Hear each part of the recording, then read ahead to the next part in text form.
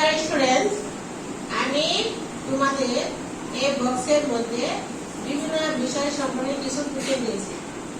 তোমরা একে কি সামনে আসবে এবং তোমাদের ইচ্ছা মতো টুকে নিবে, সিলেক্ট করবে। যার থেকে যেটা আসবে সেই বিষয়ে 5 মিনিট উপস্থাপন করবে তোমাদের ইচ্ছা মতো। এখন প্রথমে কি আসবে, আসো প্লিজ নাম বলছি। তুমি তোমার ইচ্ছা মতো নিবে।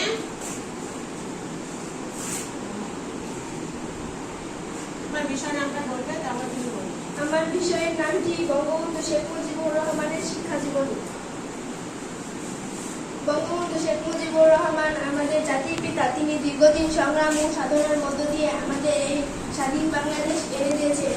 বঙ্গবন্ধু শেখ মুজিবুর রহমান এর পিতার নাম মুক্তর রহমান এবং মাতার নাম সাহেরা খাতুন। বঙ্গবন্ধু শেখ মুজিবুর রহমান 1920 সালে 17 মার্চ গোপালগঞ্জ জেলার টুঙ্গিপাড়া গ্রামে জন্মগ্রহণ করে।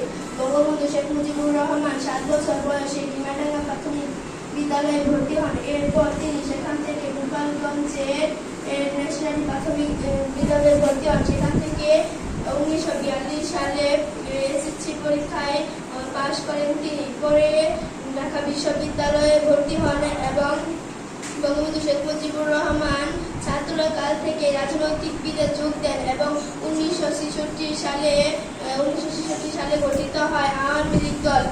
বঙ্গবন্ধু শেখ মুজিবুর রহমান আওয়ামী লীগ দলে গঠিত হন এবং 1974 সালে বঙ্গবন্ধু শেখ মুজিবুর রহমান প্রধানমন্ত্রী স্থাপনা হন। বঙ্গবন্ধু শেখ মুজিবুর রহমান আমাদের বাঙালির শ্রেষ্ঠ জাতির পিতা। বঙ্গবন্ধু শেখ মুজিবুর রহমানের কারণে আমরা এই স্বাধীন বাংলাদেশ পেয়েছি।